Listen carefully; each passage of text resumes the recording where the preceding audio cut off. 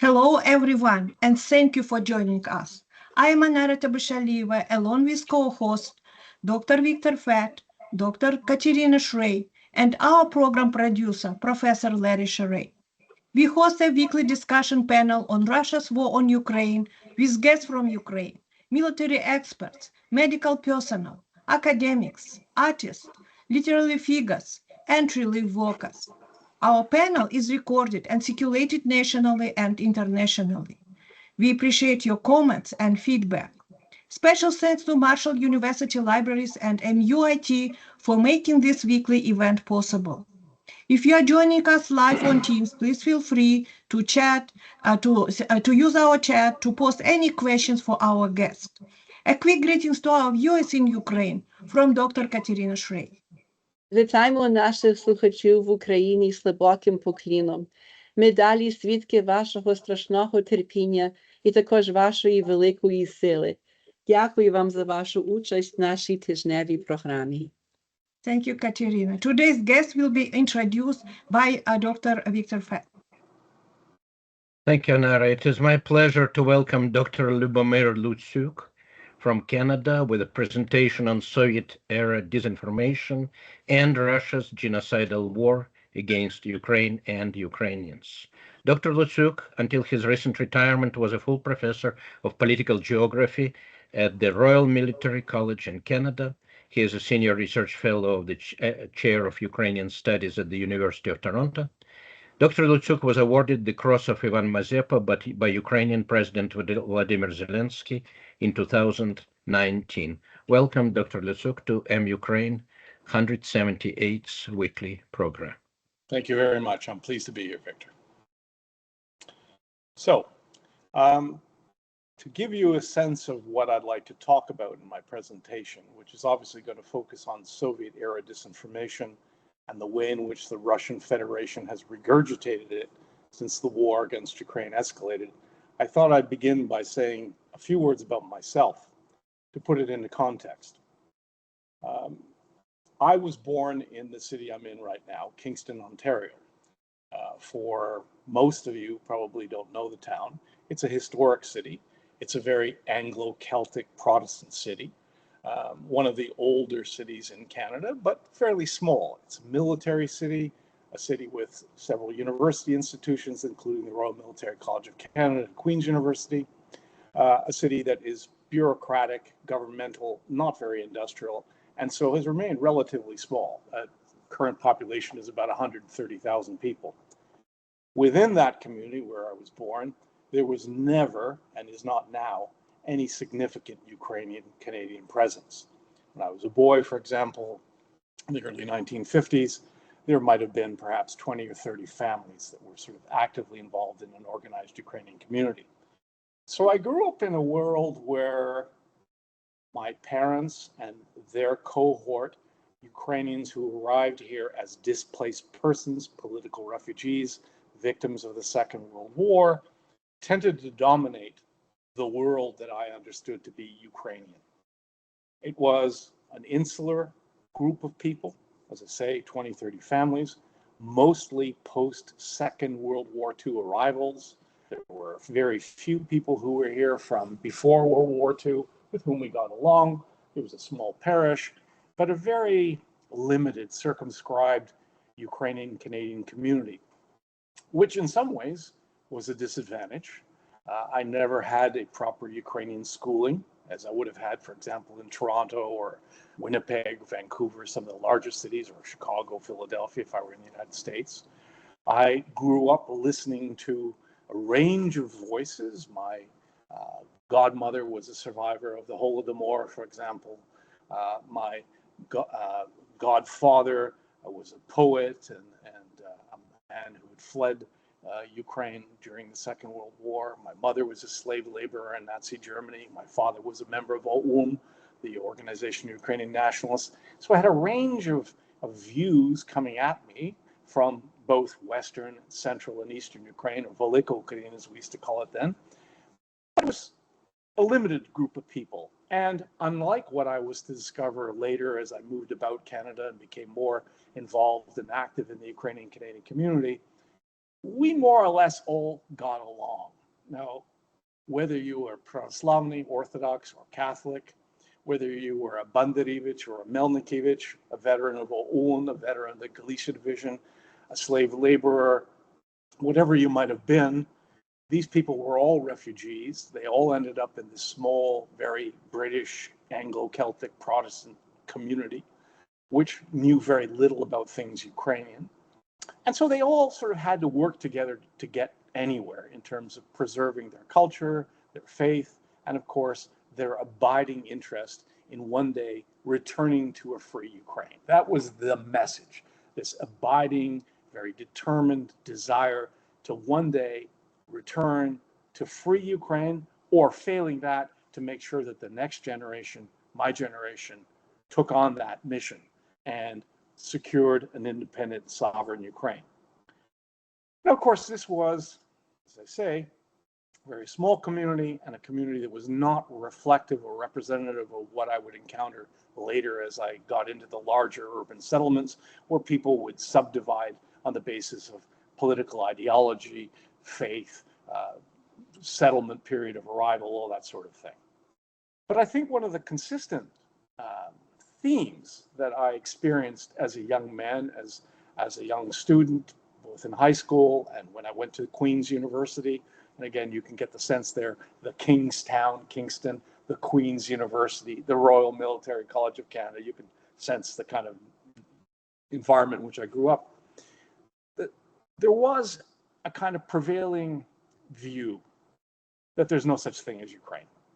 My schoolmates, good friends, my university friends, my colleagues, my professors really didn't know much about Ukraine. And although there had been quite a large migration of Ukrainians to Canada before the First World War from the 1890s until 1914, many of them living in the prairie provinces of Western Canada, they were far removed from the sort of major urban centers. And so, yes, people, the more sophisticated people would know something about Ukraine, but my neighbors in the world I grew up in, what's the Ukrainian? There is no Ukraine. We know nothing about it. And despite the best efforts of my post-World War II DP parents and their colleagues, most of the books they had about Ukraine were in Ukrainian, which I found hard to read. When I went to the library, and my mother was very good about taking me down to the Kingston Public Library every Saturday and giving me an opportunity to take out any books I wanted on any subject, no censorship, as long as I'd had them read by the following Saturday. That was the only deal. And it worked. You can see behind me, I still read books regularly every week. But when I went to look for books about Ukraine, there was very, very little. So I grew up in a sometimes almost suffocating atmosphere because of the intense emphasis on the liberation of Ukraine from predatory neighbors. And like many of my generation, despite the best efforts and intentions of my parents, this wasn't ill-intended on their part. They were simply refugees who'd been displaced from their homes, who had been forced to flee or had been ordered to leave to continue the struggle. Despite their best efforts, I, like many of my fellow Ukrainian Canadian cohort that grew up here in Kingston, 10 or 11 of us, kind of moved away from things Ukrainian, was turned off by it, as we would have said. So by the time I got to university in 1972, Queen's University here in Kingston, I was heading for a career in biology. Victor was himself a biologist, so he might appreciate that. I was actually far more interested in herpetology, in the study of amphibians and reptiles, than I was in anything to do with Ukrainian life or Ukrainian politics, because I just found it so heavy a burden. It was too political, as we used to say. So many of those who I grew up with, the other Ukrainian Canadian kids, disappeared from the community. They simply assimilated, integrated, whatever you want to call it. I don't fault them for it. They simply chose a reasonable accommodation. I'm going to get married to whoever I like. I'm going to live where I want. I'm not going to spend my life worrying about enslaved Ukraine. And I was part of that until I got to university. And at university, something started to bother me. This was in the early 1970s. There was a great deal of talk in those days about various national liberation movements. There was, of course, an anti-war movement because of the American involvement in Vietnam. There were those people who saw in the Soviet Union or in the People's Republic of China models for what society should be like. You probably all remember the Little Red Book and Mao and the sort of pro-Soviet activists that populated many of the Western universities and academic institutions and so on. There was a great deal of that kind of pro-communist, pro-Soviet sentiment. Well, I just asked questions. I said, well, okay, if we're going to struggle to liberate this group from some colonial imperial power, or if we're going to struggle against apartheid, or we're going to struggle against, for the rights of this minority, or the rights of that racial group, or what have you, whatever it might be. Well, what about Ukrainians? I mean, I believe my parents, they told me Ukraine is enslaved as part of the Soviet Union. It would rather be an independent state. I knew enough to say that Ukrainians had struggled for independence during the First World War, during the Second World War. I'd had witnesses, people who went through it, talking to me about this. I said, well, okay, so, if we're going to struggle for this group, we should also struggle for Ukrainians, right? And I observed a double standard.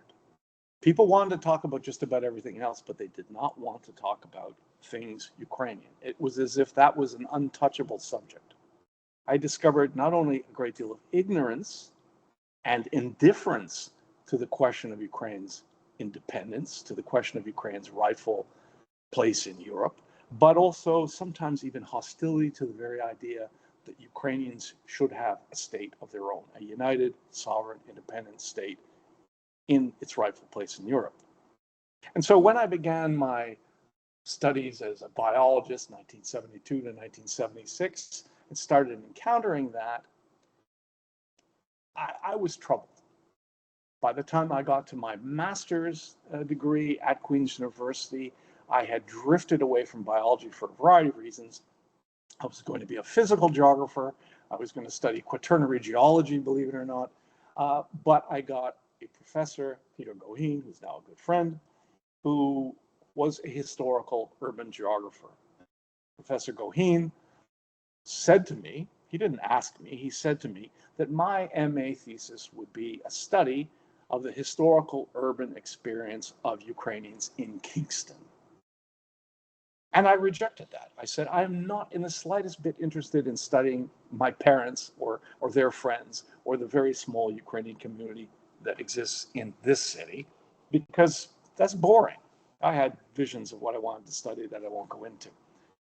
It turned out that Professor Goheen gave me one of the great opportunities of my life, because having told me that that's what I would do, and that's what I began doing, and then working under also Richard Pierce in the Department of History, an American veteran of the Second World War and a great historian of Russian America, I began doing oral histories, and I began collecting information about not just my parents' cohort, but those who'd come before them. And I came across all sorts of stories and narratives that drew me down various pathways that I had never been aware of.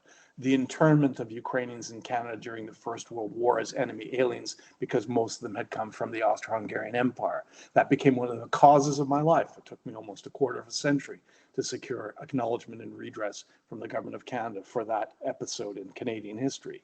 I learned about the Ukrainian Canadians who had come to Canada or had been born into Canada and who during the Second World War served overseas in the Canadian Armed Forces. And I learned later how some of them, Bogdan Panchuk and others, had actually helped rescue and resettle the displaced persons, my parents' generation. And as I studied the archives in Great Britain and the United States and in Canada about the Second World War and Ukrainian Canadian efforts to lobby in favor of the immigration of Ukrainian refugees to this country, including, as it were, my parents, I became convinced that the Anglo-American powers, as I used to call them, the ABC powers, America, Britain, and Canada, ABC, the ABC powers never wanted nor felt they needed a free Ukraine. And this came as a real shock. It came as a real shock because I had been raised to believe that the West stood in support of Ukrainian independence because we live in a liberal democratic society, small l, small d, because we live in a free world, in the free world, because we were anti-communist, anti-Soviet, the Cold War and all that, that naturally the West would support. Washington, Ottawa, Berlin, London would support the Ukrainian struggle for independence. The archival record convinced me that that was not true. I found, for example, evidence with my colleagues Bohdan Kodan and Marko Serenik that the British Foreign Office knew all about the Holodomor. It wasn't called that then, but about the Great Famine of 32-33 in Soviet Ukraine, and covered it up, deliberately covered it up. I saw from the records of the Department of External Affairs in Canada that Canadian Foreign Office officials were indisposed to Ukrainian independence, paid lip service to delegations that would visit, but in fact were completely against anything that might support the dismemberment of the Soviet Union. So there was really no support in the West, outside of immigrant circles, for the dismemberment of the Soviet Union or for the Ukrainian independence movement, something that I found quite remarkable and quite in contrast to what I'd been led to believe. So, I mean, I had these two experiences. Coming to University of Queens as an undergraduate, you know, like all undergraduates, meeting other students, professors, and realizing that people just didn't know much about Ukraine, that there weren't that many books about Ukraine, that people who knew a little bit about it had a kind of a double standard. They were more interested in, you know, the Vietnamese or the blacks in South Africa or what have you, than they were in anything to do with Eastern Europe or Ukrainian independence. And then when I started going into the archives at the MA level and then the PhD level, I went out to the University of Alberta, where I worked under Professor Leszek Kosinski, completing that doctorate in 1984. As I did even more research, that feeling that the West never wanted nor felt it needed a free Ukraine was only strengthened. So I completed my PhD in 1984. You can see the cover of it in a moment. If you don't mind putting up the first book, Victor, it's called Searching for Place. The title itself should suggest to you something about the way I was thinking about myself in the context of the displaced persons who arrived in Canada. This was published by the University of Toronto in 2000, still available on Amazon. What's very interesting here, and I really don't have a way of pointing to it, but if you look at the cover and you see this is an example of obviously a political demonstration of displaced persons in Munich in 1948. The signs, the placards are all anti-Soviet. It was a photograph that was sent to me by a friend from Winnipeg who was alerted to my desire to find a political image for the cover by another friend, Boris Sidorov in Calgary. I get this picture in the mail. I've been looking for something like this for a long time for the cover of the book. I hadn't found anything. And then one day, Boris said, hey, my buddy in Winnipeg, his father just died. We found some photographs. Would you like to look at them? And I said, sure.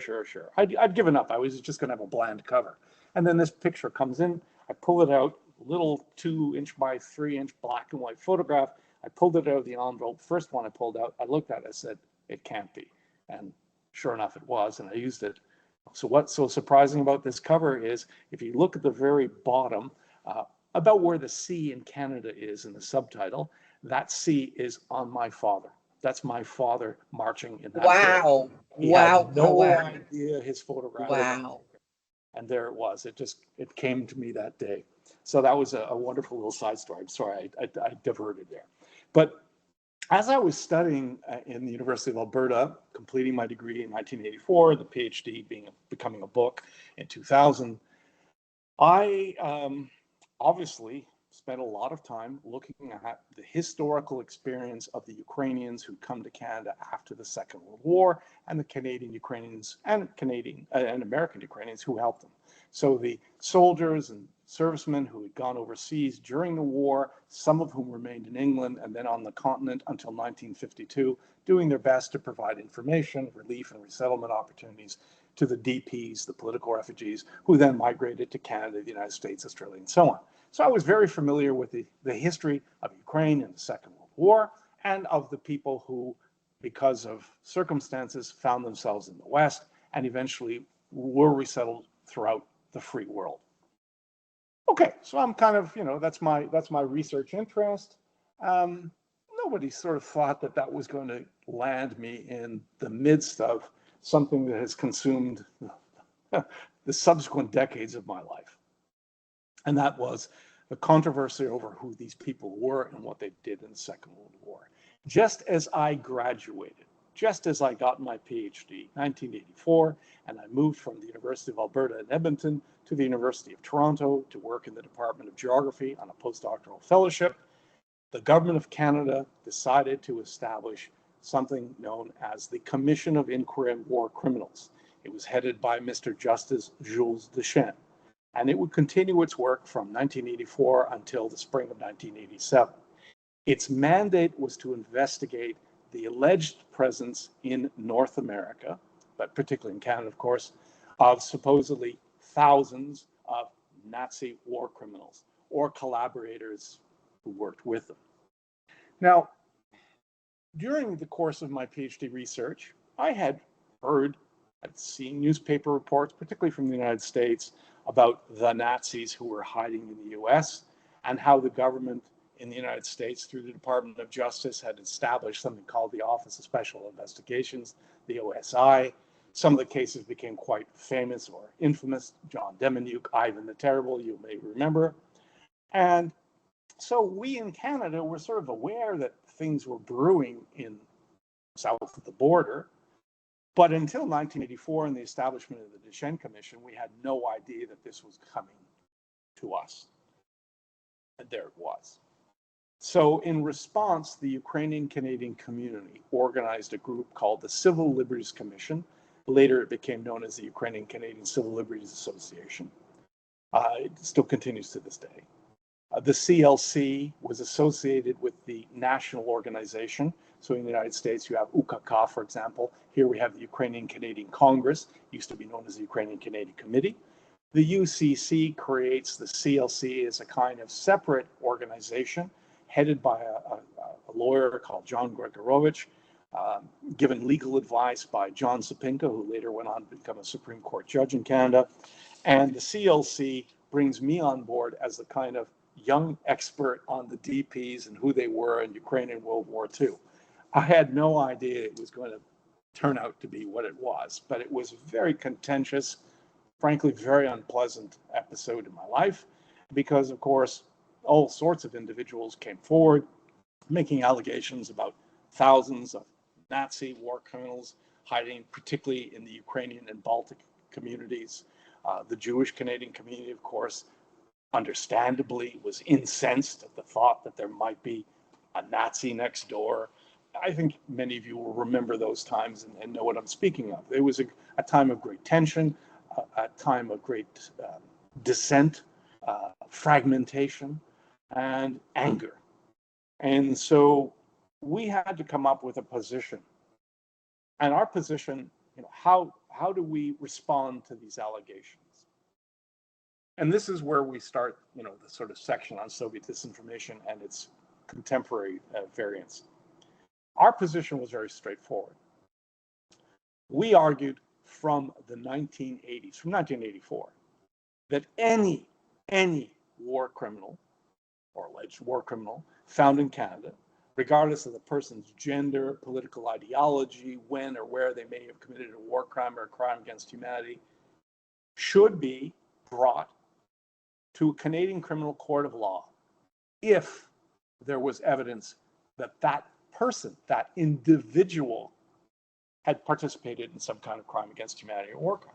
In other words, if there's evidence against this individual, someone says, I saw him do this, or I saw her participate in that, day, time, place, evidence, witnesses, documents, whatever it might be. If there's credible evidence, you put it before the appropriate authorities, and then there is a criminal prosecution.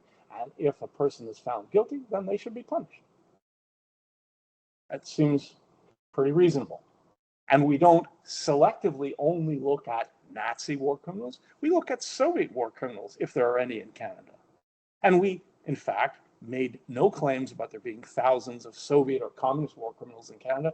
We, in the end, found several individuals who should have been investigated. I don't know to this day if they were, but people who openly bragged about being in the NKVD, the KGB, people who served the Soviets and who wrote books and gave interviews and wrote articles boasting about how they had been in Smersh and so on and had killed people. These people were, as far as I know, never brought to justice. The entire focus was on so-called Nazis.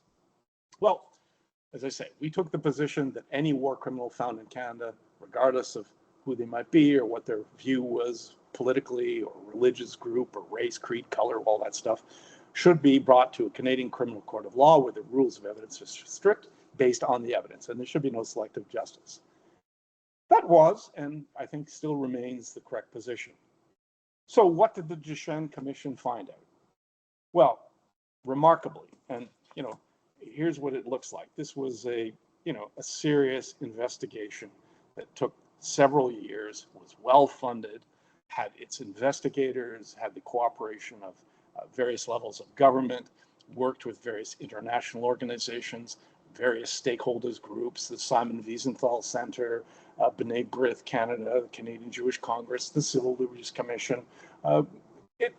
They went everywhere and looked at everything, with the exception of going to the Soviet Union. The Soviets were, first of all, not very cooperative. There were questions about whether or not Soviet evidence was actually credible, and our view was that it wasn't. So based on the research they could do over 2.5 years, the Deschenes Commission came to some conclusions, and they were very powerful. First of all, it accepted the notion that there should be a made in Canada solution. In other words, if there is someone who's identified by the evidence as having participated in a crime against humanity or war crime, bring them in front of a Canadian criminal court of justice and let the evidence be presented, let a defense be made, and bring that person to justice if need be. In no case was there sufficient evidence to bring anyone to justice. And in fact, Mr. Deschenes said in his report that the allegations about there being thousands of Nazi war criminals hiding in Canada had been, quote unquote, grossly exaggerated. And he publicly chastised a number of the individuals who had come forward with increasing numbers of so-called Nazis in Canada. And one of the big issues, and it remains an issue to this day, that the commission heard about was the alleged presence in Canada of thousands of so-called Galician SS Division Divizia Halachina veterans. So Deschenes spent quite a bit of time looking into the history of the Ukrainian SS Galicia Division, right? And came to some conclusions. And I think these are very important, and you really need to hear them because, in more recent times, we've heard about the Galicia Division again. It's been controversial in Canada, an SS man in Parliament and so on. What did the commission find? Well, the commission concluded that first, the Galicia Division should not be indicted as a group. In other words, if you're going to be dealing with a war criminal, that's an individual. It's not a group. He looked at the history of the Galicia Division and he said you cannot indict them as a group. Two, he concluded, Deschenes did, that members of the division had been individually screened for security purposes before they were allowed into Canada, which only began in the late 1940s. In other words, they were screened. And in fact, the reality is they were screened not only when they were held as prisoners of war in Rimini by the British, the Americans, the Canadians, and the Soviets, but they were also screened before they left Great Britain, where most of them had been resettled by 1947. He also found that charges against war crimes against members of the Galicia Division had never been substantiated, not in 1950 and not before his commission. In other words, there are a lot of people saying, well, they're all war criminals, and literally like that. And if you're a member of the Galicia Division, you're a war criminal, holus bolus, but there was no evidence. Simon Wiesenthal himself was invited many times by the commission to provide evidence of wartime criminality on the part of the veterans of the division, and he provided no evidence at all. And so Deschenes also concluded that no case could be made against members of the division for the revocation of their citizenship or their deportations because Canadian authorities had been fully aware of who these men were when they were allowed into Canada in 1950. So in other words, you can't indict them as a group, And unless you have evidence against a particular individual, and we have none right after the Second World War, we have none today. No one has come forward and said, here is concrete information about this individual that proves he was involved in a war crime. So it's just allegations.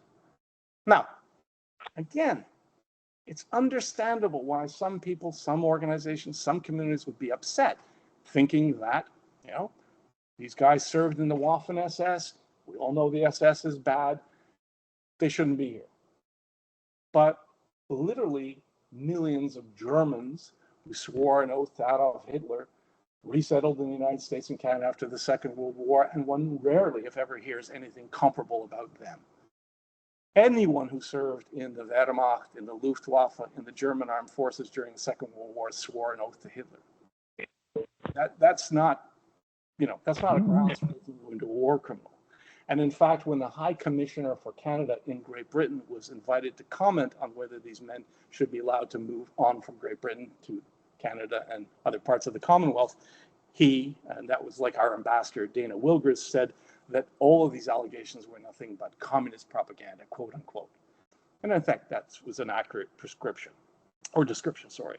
Now, when the commission finally gave us their report, I was there. And both the Jewish Canadian community in the person of Erwin Kotler, who later became the Minister of Canadian Justice, but then was with the Canadian Jewish Congress, and I, on behalf of the Civil Liberties Commission, shook hands on national television and agreed that we were comfortable with the findings of the commission. We agreed that the commission had done a good job, that it investigated this matter thoroughly, and that its recommendations were acceptable to both of our communities and indeed to the Baltic community as well. 4 decades later, some of those very same people are saying, well, no, they didn't do their research properly, they didn't do this, they didn't do that, we should bring this all back up. Delay goes to credibility.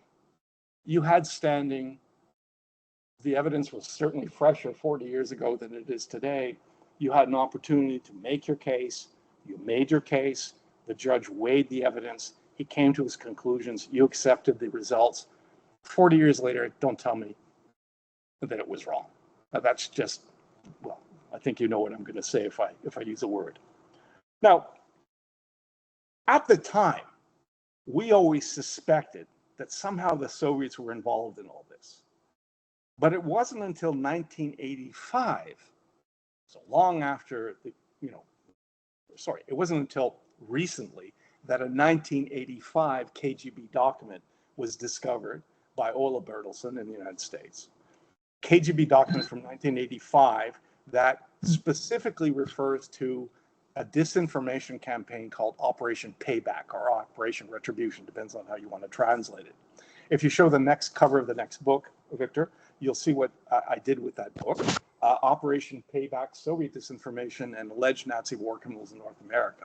This is a compilation of articles I'd written during the period of the Deschenes Commission on this whole subject, and then it included the 2-page document that you can see now. Victor will put it on the screen for you.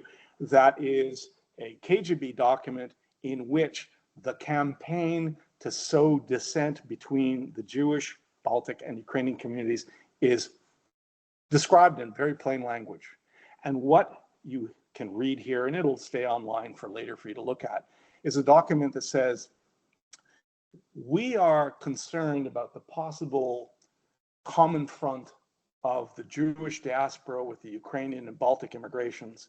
If all of these people get together to support the dissidents, the refuseniks, the human rights activists in the Soviet Union, we, namely the KGB, have a problem. So how can we somehow break up the prospect of a united front? And what the KGB comes up with is Operation Payback. We will spread disinformation in the United States, and this is what they say in this document, through mass media, through newspapers, films, lectures, and so on. And they use some prominent Ukrainian American communists to do this. They sowed this information out there, and they created such a controversy that the Department of Justice in the United States created the OSI. And for several years, the OSI, using a slightly different mandate than we have here in Canada, investigated the alleged presence of Nazis in the United States, it had famous cases like that of John Demjanjuk, Ivan the Terrible, who proved to, in the end not to be Ivan the Terrible, and died an innocent man, technically at least. And in this KGB document, you're looking at, not only did they say, "Whoa, we succeeded in the United States," but they actually say, now that we've been so fortunate in our campaign in America, let's do it in Canada. And then they say, and we did it, and we got the Commission of Inquiry on War Criminals by Mr. Justice Deschenes. So, I mean, this is, as we say in Ukrainian, chorna na bila, black on white. There is no doubt this is a KGB document, it's authentic, and in it they explain how they provoked tension between the powerful and important Jewish diaspora and the larger Ukrainian diaspora in the Baltic communities to kind of break up a united front. It's an undeniable fact. Now, it's inconvenient for some people. They don't want to believe this. And this takes us to some of the activities I've been involved in as an academic. As I mentioned a few minutes ago, there was, when I was growing up, a dearth of books in English about Ukraine. That started to change as I was going through graduate school and becoming a young professional. In the United States, the Harvard Ukrainian Research Institute was established in 1973. In Canada, at the University of Alberta, the Canadian Institute for Ukrainian Studies in 1976, just as I was getting out there. The chair of Ukrainian Studies, with which I'm still affiliated, came into being under Professor Paul Robert Magoche in 1980. So there were new institutions dedicated to studying the historical experience of Ukraine and Ukrainians in the immigration. Some of their studies were, you know, arcane and perhaps a little bit occult almost, in the sense that they were looking into things that maybe the community was less interested in, but nevertheless, there was an academic corpus building slowly. And it was in that context that I often said to myself, I've got to do more on the truth about the Holodomor, the truth about the Ukrainian national liberation movement. And so with colleagues like Bogdan and Kordan and others, I began collecting archives and publishing those archives and looking at documents that could expose or highlight the truth about these various issues. So I've published a number of books and articles and things that you can look up online. One of the projects I got involved in the mid-1990s, post-Ukrainian independence, was the book that comes to be known as Enemy Archives. And you can see the cover of it. You can put that up now, Victor. Oh, sorry. First, you'll see the Galicia Division booklet. That's just one I did in the Galicia Division. But then the main one that I'm going to be talking about now is actually the Enemy Archives one. What happened was, one day I was sitting at my home. The phone rings. I pick up the phone, and there's an individual calling me from Ottawa, the capital of Canada, from the Library and Archives of Canada. I frankly don't remember his name. He was a gentleman. It was a Friday morning, though. I remember mid-morning. And he called and he said, "Are you aware of the fact that the archives in Kyiv, which had been opened up on particularly things like questions like the Organization of Ukrainian Nationalists, the UPA, the Ukrainian Insurgent Army, that these archives, which had been slowly becoming available to researchers, are now going to be closed. There's a New York archivist. She's a former member of the Communist Party of Ukraine. She is definitely prejudiced against things Ukrainian, particularly things Ukrainian nationalist. And we hear that she intends to lock this stuff up, or it'll just disappear, something like that. He didn't know what she would do, but he told me I should do something about it. And I said, well, I'm in Kingston, Ontario. What do you want me to do about it? I'd been to Ukraine several times by then, but I certainly had no connections with any of the archivists or any of the institutions where these archives were held. Well, he said, you know, I know your reputation. I figure you'll do something. Well, I put the phone down. I thought about it. And I thought to myself, well, what kinds of questions would I want answered if I were a North American, a Canadian, or someone in Great Britain, Australia, you know, in the free world, in the West, in the English-speaking world, the ABC world? What kind of questions would I want answered about the nationalist movement? I'm talking about OUN, UPA, Divizia, the whole thing. Let's just call it the nationalist movement. What were the sort of issues? And so I sort of intellectually as a curious, an exercise, I wrote out 22 questions, and they're actually republished in the book. So you can actually see what my questions were. I had heard about a young scholar in Ukraine by the name of Lubomyr Luciuk, saw that he was doing interesting stuff in the archives. And so I put together some resources I had from a scholarship, and I got on a plane. I went to Kiev, and I met him cold. He'd never met me. We'd never discussed this. I said, here are the questions that concern us in the diaspora when we deal with OUN, UPA, the division, and so on. Is there going to be information on these issues in the archives here? And he said, absolutely, yes. Well, I won't go into the details of how it all came to be, but over the next 10 years or so, this was honestly, one of the worst projects of my life, because it just consumed so much time and energy. And it always sat there, on my shoulder. I mean, it's a big book, right? So it's like the manuscript was always there saying, finish me, finish me, finish me. And I kept saying, you're finishing me off, because it was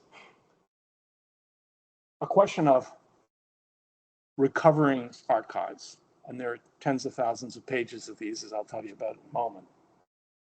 Selecting which answered the questions that I put forward. Doing our very best to be fair and not exclude anything that I might not like the answer. No, we didn't do that. You'll just have to take my word for it.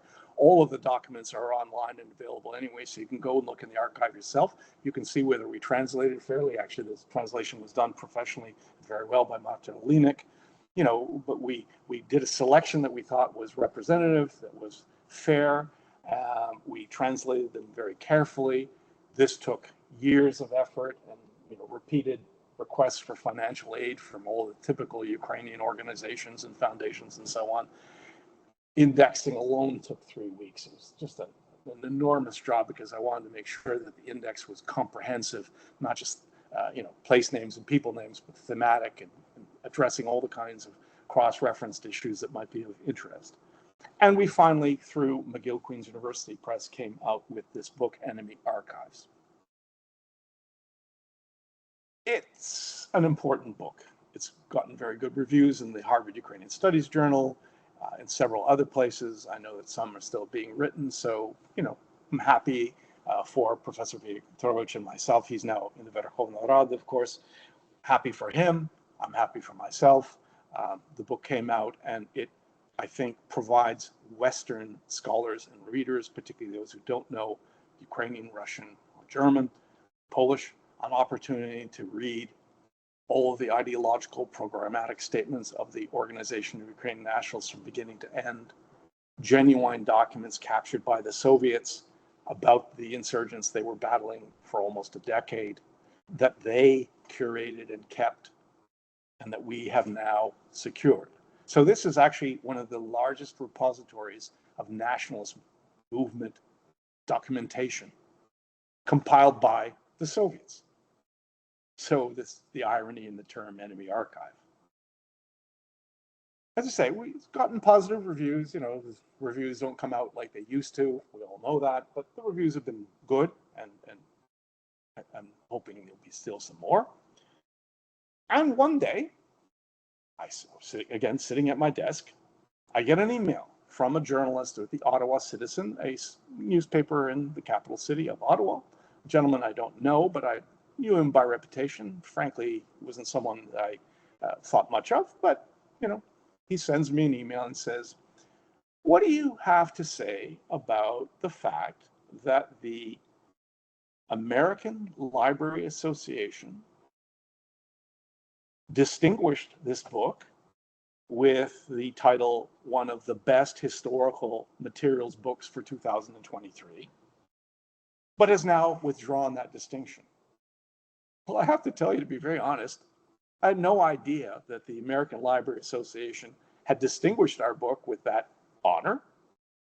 And I certainly didn't know that they had not only distinguished us, but then had withdrawn it.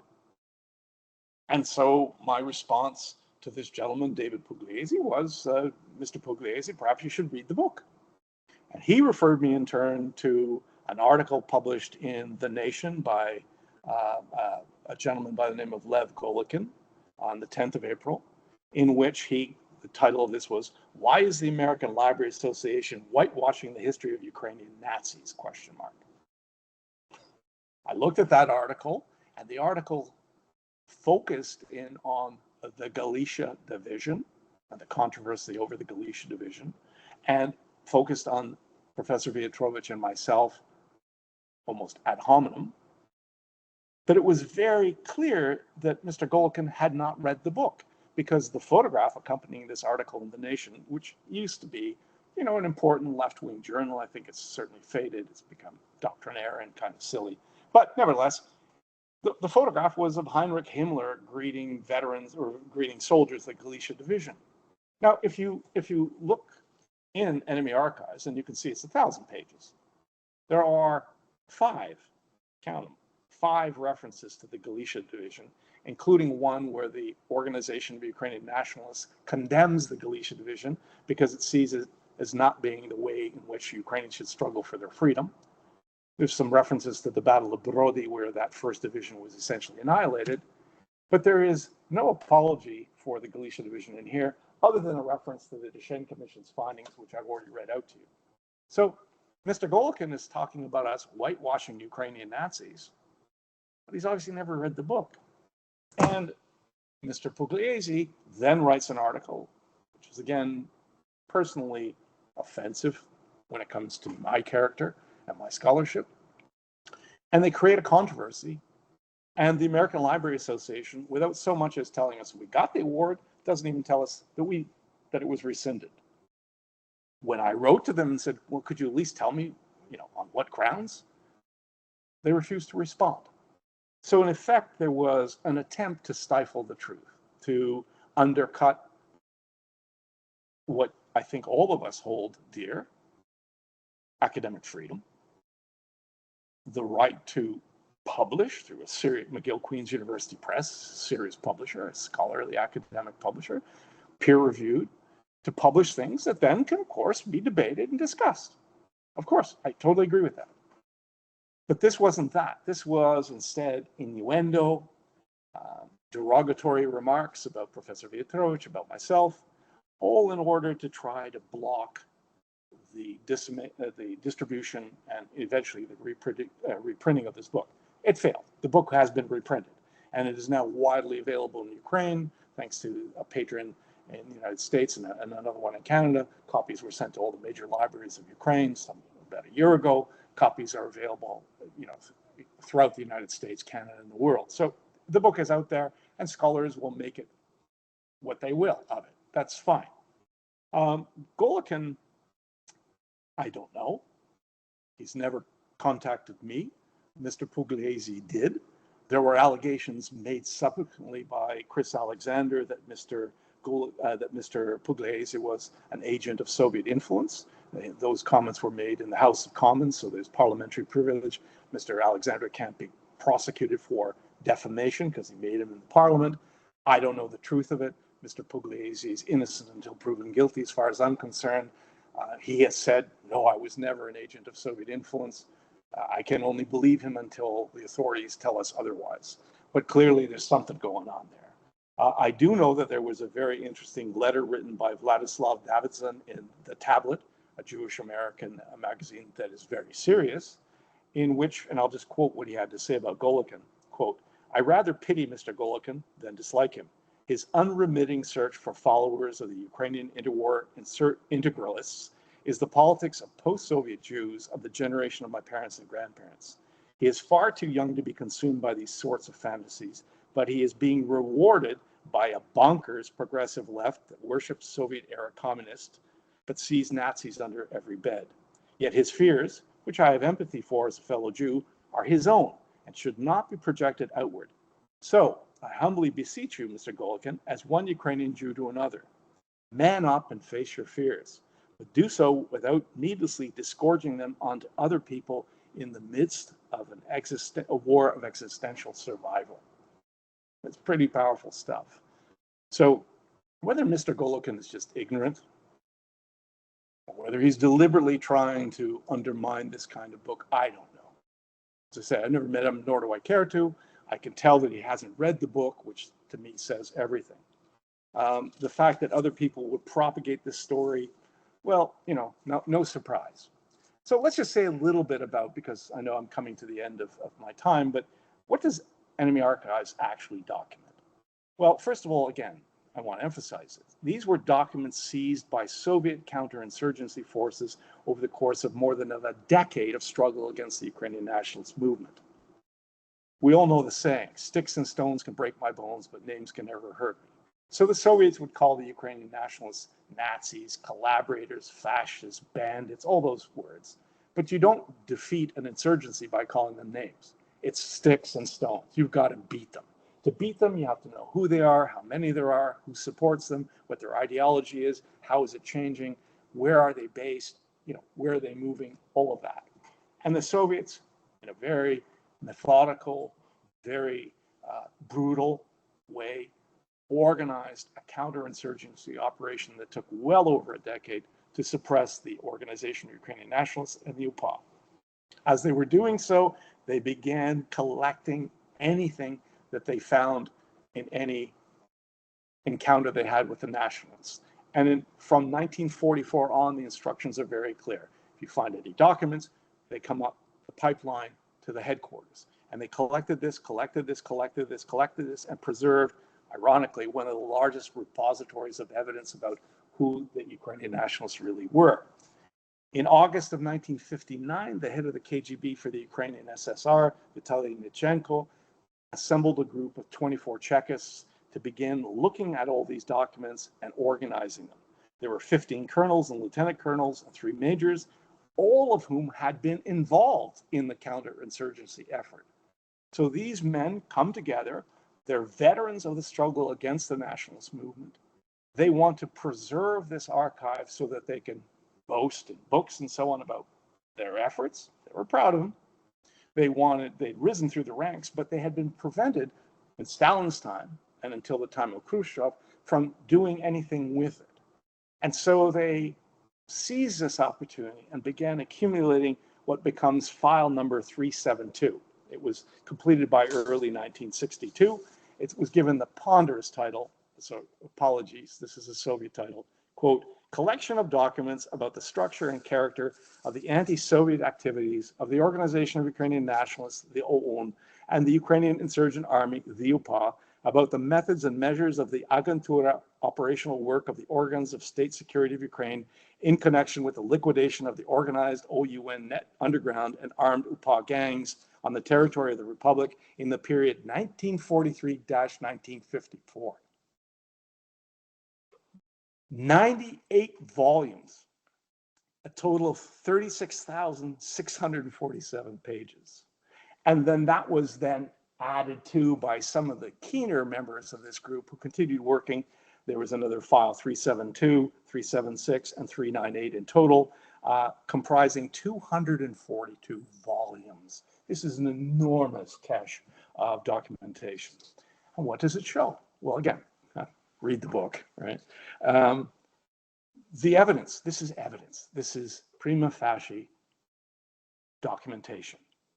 It shows that the OUN and UPA were determined to fight for an independent, united, sovereign Ukrainian state in Europe against all predatory neighbors, against the Nazis, against the Poles, against the Soviets, against the Romanians, not really against the Czechoslovaks. That was a different story. They fought, and eventually they were suppressed militarily. But their example of resistance and what they struggled for, in other words, a Ukrainian state, was not defeated. So even though the leadership was killed or captured, even though the insurgents were eventually driven out of Ukraine into exile or suppressed, they left behind a corpus of deeds and documents and memories that became inspirational for the following generations. And so it is no surprise that the kind of worldview and hopes and dreams, aspirations, whatever you want to call them, of those nationalists of that period continue to echo into this century. And we saw some evidence of that during the Orange Revolution in Ukraine in 2004, during the Revolution of Dignity, the Euromaidan Revolution in 2014, and then as Russia began its war against Ukraine, with those specious claims about there being discrimination against Russian speakers in eastern Ukraine, and then the illegal seizure of Crimea, and then especially following the escalation of Russia's war against Ukrainians after the 22nd of February 2022, described as a special military operation, we began seeing the resurgence of many of the ideas, not all of them, and many of the characters and figures of the nationalist movement from the 30s, 40s, 50s in contemporary times. And where I think this is most amazing in a way is that this comes not just from the Ukrainian nation, grassroots, but it comes from Vladimir Putin himself, the KGB man in the Kremlin, this wanted war criminal, this corrupt, venal murderer, this man who is clearly intent on reconstructing some kind of Russian empire, not a Soviet one, but a Russian Mir. This man who launches this special military operation against Ukrainians. When he first spoke about it, go back and listen. What did he say? He said he was going into Ukraine to clean out the Banderivchi, the followers of Stepan Bandera. Later, that morphed into a war against the Nazis in Kyiv, and that's a theme that's been regurgitated by Russian diplomats and fellow travelers throughout the West. And it's ironic, as we all know, given that Volodymyr Zelensky is himself of Jewish heritage. So here is Ukraine's Moses, as I call Zelensky, leading his nation out of bondage. And meanwhile, Putin, who is the grandson of a Chekist who served Stalin, the son of an NKVD officer, and who himself was in the KGB, he's talking about Ukrainians as Nazis and as fascists, when in fact, if anything, he's a classic example of a Russian fascist. And so he has initiated a genocidal Russian war against Ukrainians, the intention of which, as we all know, is to erase Ukraine as an independent state from the maps of the world. It's a settler colonial, it's a revanchist, it's an imperial project, exactly of the same kind as predatory neighbors in the past attempted against Ukraine, Nazi Germany, the Soviet Union, and which the Ukrainian nationalists resisted with an armed struggle, and which I and others like me here in the West have attempted to sustain and contribute to by exposing Soviet-era and Russian Federation regurgitated propaganda, exposing it for what it is. So let me just conclude that I always like to think of enemy archives, and in the question and answers, perhaps I can give you a few examples of documents, but I see it as a weapon in the war against Soviet era and Russian regurgitated propaganda. And I'm always inspired by what the good book reminds us of in John chapter 8, verse 32, where Jesus is said, "And you will know the truth, and the truth will set you free." So that's what I've attempted to do. Thank you very much for your attention, and I'll be happy to take any questions you have.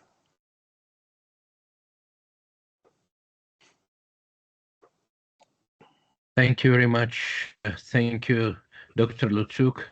This was remarkable and very, very organized and structured, and embracing decades of hardly known history.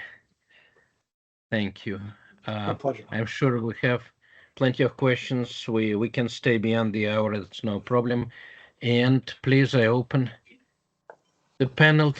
Please open your microphone if you have remarks, comments, questions. Katerina, please. Yeah, not questions, just lots of like emotional reactions. I suspect we're the same generation. I grew up in Philadelphia in the 1980s. As you completed your graduate work and became a professor, I was editing America, which is a Ukrainian newspaper. I don't think it exists anymore, but it was, and at the time, Demyanuk was all in the news. And also it's Philadelphia, so there's a much closer connection to what is happening. I was very young. I was still in college when I got that job, and it was a lot to process. So I appreciate all of this immense unpacking. In fact, I'm going to share the link to today's episode with many people that I grew up with, Ukrainian Americans, because it puts into context so much that we experienced and felt, but didn't And we knew there was more to it, but we just didn't know what it was. So thank you. This is great. This was incredibly helpful. I do remember the Deschenes Commission. I remember the OSI. I didn't know there was such a thing as a Project Retribution.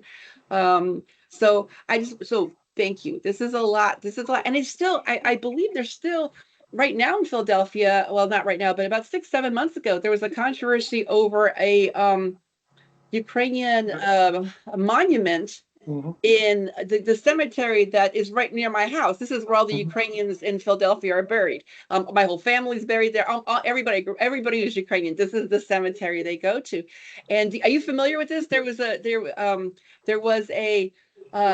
There's some sort of monument to the Ukrainian Waffen division. Maybe it's not a Nazi monument, but that's the controversy that was associated with it. And in fact, the Archbishop Gudziak had to issue a statement on it. And so everything you're sharing with us is still incredibly relevant today. And I also just say personally, I love the way you wove your own family history into it. Most of the Ukrainian American community here grew up in the larger cities. I suspect we do have Ukrainian Americans who grew up in smaller towns without the benefits of Ukrainian Saturday school and all that stuff. I love the way you seamlessly wove your story into this bigger story, because the context is so helpful. So I just want to say thank you, and anything you'd like to respond to. Thank you for the work you've done. Thank you. Let me say, first of all, for the viewers or those who watch this later, both Searching for Place and Enemy Archives are still available on Amazon. So I'm going to put the link in the chat. I'm going to put the link in the chat right now. In fact, I've got it all queued up. So those are available. The other books or booklets are available in major American and Canadian libraries. So through Interlibrary Loan, you can get anything. I haven't actually, sorry, I'm of the generation that I'm not all that good with social media and ebooks and all that kind of stuff. You can tell I still like to hold books. I'm with you. So I would say that if anyone is interested in reading more, examining these things for themselves, that's available to them. In terms of, you've mentioned the monument. Yes, I was aware of that controversy. Pretty much the same group have propagated the notion that there are quote unquote Nazi monuments in Canada and the United States. They've been partially effective in having some of these monuments covered up or removed because they claim they're Nazi monuments. Again, it's like the American Library Association kind of giving an award, then taking it back without ever explaining themselves, only because someone screamed the word Nazi. My view is that if you're going to make an allegation against someone, put forward the evidence. Where's the evidence? So, I mean, if Golokin read the book, he'd realize that there was virtually nothing in there about the Waffen-SS Division Galicia, period. And what there is actually critical of it. So, you can't sort of link that to his perspective. But nobody read the book. They just read this 800 words that he wrote with his invective against Professor Viatrovich and myself. And then this is picked up by another reporter from the Ottawa Citizen. And then this sort of, spreads out and everyone says, oh my God, we don't want Nazis. Same thing happened, 2 years ago now, when a man by the name of Yaroslav Hunka, who was a veteran of the Galicia Division, was invited to the Canadian Parliament to greet President Zelensky. And whether he should have been or not, and how he was introduced, we could debate till the cows come home. But the bottom line, he was introduced as a hero, someone who fought against the Russians, and everyone applauded, including President Zelensky. But the very next day, I think it's just a blog now called The Forward in New York, said Nazi applauded in House of Commons, and these members of Parliament in all the parties, Conservative, Liberal, New Democrat, fell over themselves, withdrawing their applause and apologizing. The Speaker of the House had to resign. And if you go online, you still see, there was a Nazi in Ukraine's parliament. Well, first of all, I've never met the man, but he was not a Nazi. Never. No Ukrainian could have been. He was in the Galicia Division in an anti-aircraft unit. He joined when he was 18 years old because of the atrocities and war crimes he saw perpetrated by the Soviets as they withdrew from Halichina in 1941.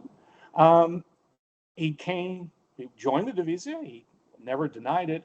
He went through all the screening, came to Canada legally, married a British woman after the war, raised a family here, paid his taxes, was in the Canadian militia, and no one had a problem with him. He was here legally and everything. And yet, when he goes, because of he was in the SS, suddenly he's condemned. So I went to Parliament. You can see it online. You can see it on YouTube. I went to Parliament and demanded that they give him an apology because he's not guilty of anything until someone comes to me and says, well, look, here's what Hunka did. And they haven't. They've had over a year and a half to come up with evidence. They haven't because there is no evidence. But emotionally, and I understand this. I mean, if I were of Jewish faith or heritage and someone told me there was a Nazi living next door, I'd sure as hell want them out of here. But, you know, I have to look at it as a scholar. My mother was taken by the Nazis. Her family was destroyed. You know, she never saw her father again. He was murdered by the communists. I'm not here to defend Nazis. I'm here to defend the truth. And yes, there were Ukrainians. Let's be very clear on this. There were Ukrainians who were members of the nationalist movement who did bad things. And if you have evidence against them, bring it forward and let's prosecute them. Although, frankly, at this point, they're all dead anyway. But the reality of it is that's an individual. That's not the old wound with the UPA.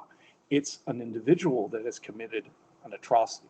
And yes, there were people who, out of greed, out of fear, out of ideological conviction, did bad things. That's true of every nation, every tribe, every community, every race, creed, color.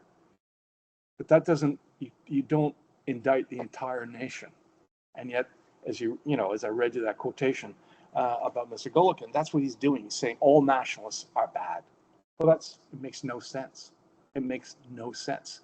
Was every American GI a saint? I don't think so. Was every Canadian soldier a saint? I don't think so.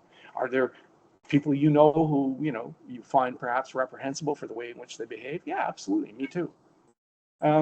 So we have to judge people as individuals, and we have to have the evidence. It's all about the evidence. If I learned one thing from John Sapinka, God rest his soul, it's about the evidence. No evidence, sorry, no crime.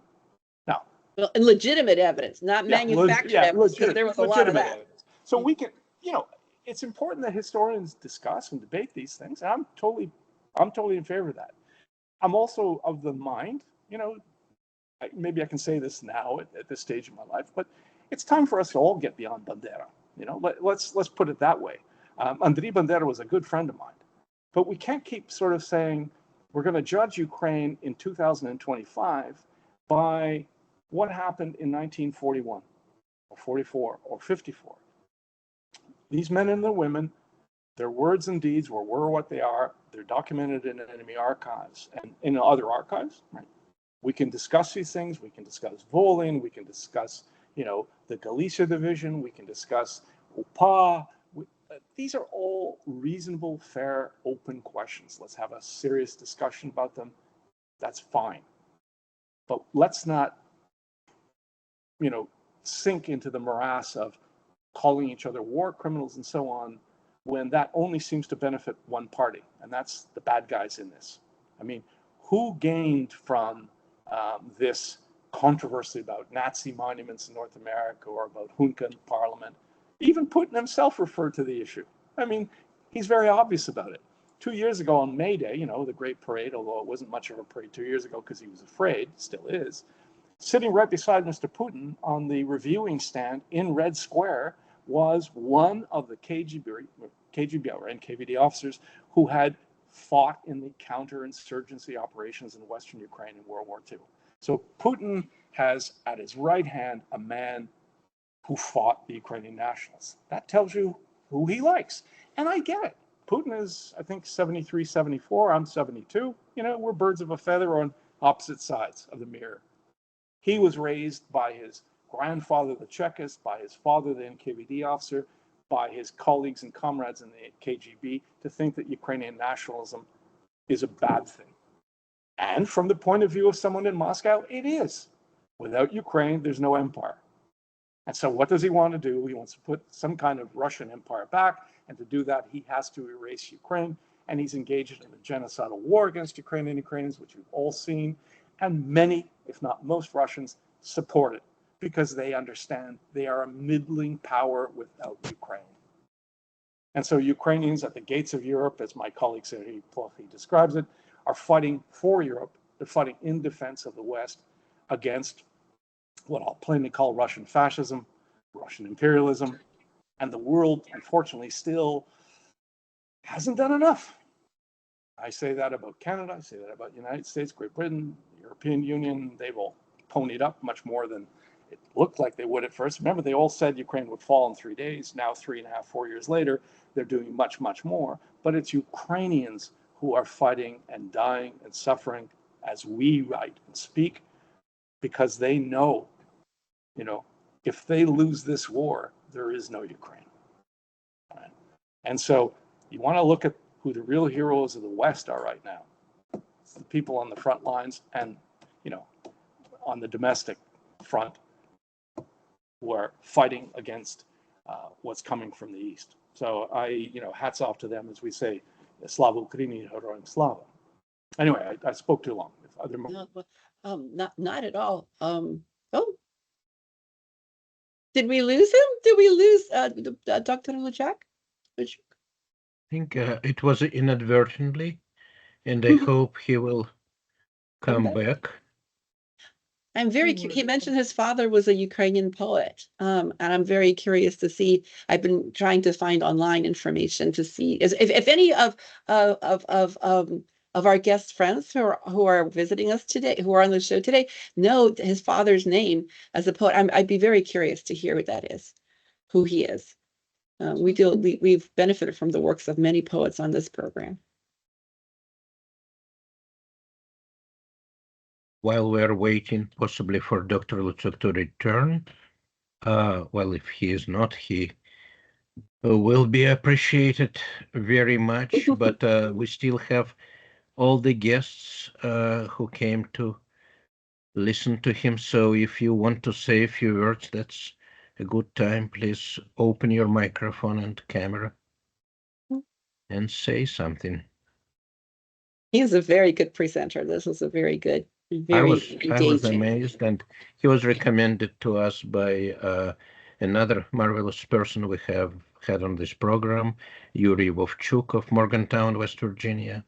And I know that also I talked to Dr. Luciuk before, and he recommended a number of other names. So it's word of mouth that counts, and we're very glad to be here for everyone who wants to listen and learn in these troubled times. Yeah, I'd be curious to learn more about his work on the internment of Ukrainian Canadians during World War II. I'd be very interested to hear a little bit more about that. That's a story I've not heard, and so just grateful for his wide-ranging historical research and interests.